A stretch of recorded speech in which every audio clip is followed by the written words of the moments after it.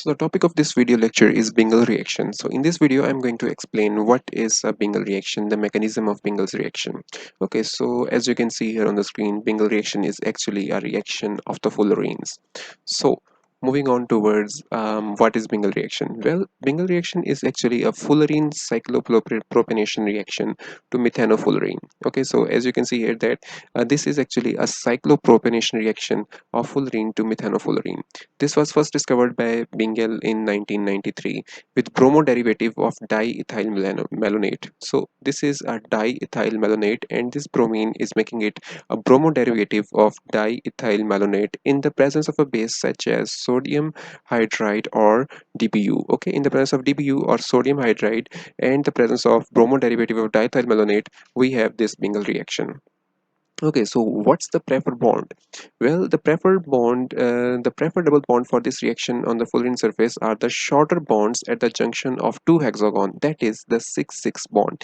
Okay, so this is the preferred bond is actually the 6-6 bonds between the two hexagons. So what are the 6-6 bond? Well, as you can see on the screen here that the double bond that is present between the two hexagon is the 6-6 bond, whereas the bond that is present between a pentagon and a hexagon is actually uh, 5-6 bond, and the 6-6 bond is shorter 1.38 angstrom, whereas the 5-6 bond is longer about 1.45 angstrom. So what do we have here? We have the preferred double bond for this reaction on the fullerene surface are the shorter bonds at the junction of two hexagons.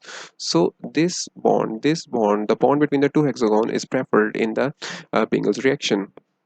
Okay, so and the driving force is the relief of the steric strain. So we have the relief of the steric strain. Okay, so now moving on towards the mechanism. As you know that in our case the base is DBU, or it can be sodium hydride, but let's just say that we have a DBU base.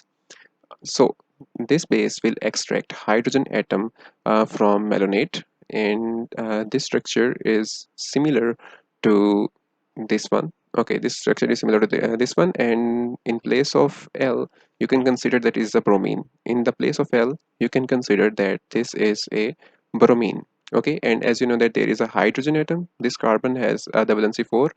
It has one hydrogen atom, one bromine atom, and this bond here and this bond here. Okay, so let's just go back. So this is the same carbon atom, a hydrogen atom, and this L is a bromine, and these two are the other two bonds. Okay, so what happens, the base that we have added, the DBU that we have added, it will extract the hydrogen atom. Okay, when it will extract the hydrogen atom, what will happen, the two electrons in this bond will go on to this carbon atom, and this carbon atom will become negatively charged, and this negatively charged carbon atom will then attack on the carbon atom of C60. Okay, so now when this carbon atom will attack on the carbon atom 660, what happens, this double bond will shift towards the next one. Okay, so towards the next carbon atom, so these electrons are gone here, so this carbon will become negatively charged.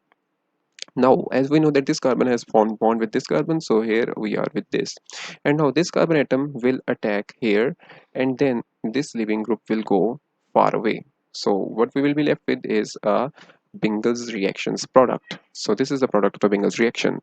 So that was all for today's video. If you have any question you can ask me in the comment. Thank you, and Allah Hafiz.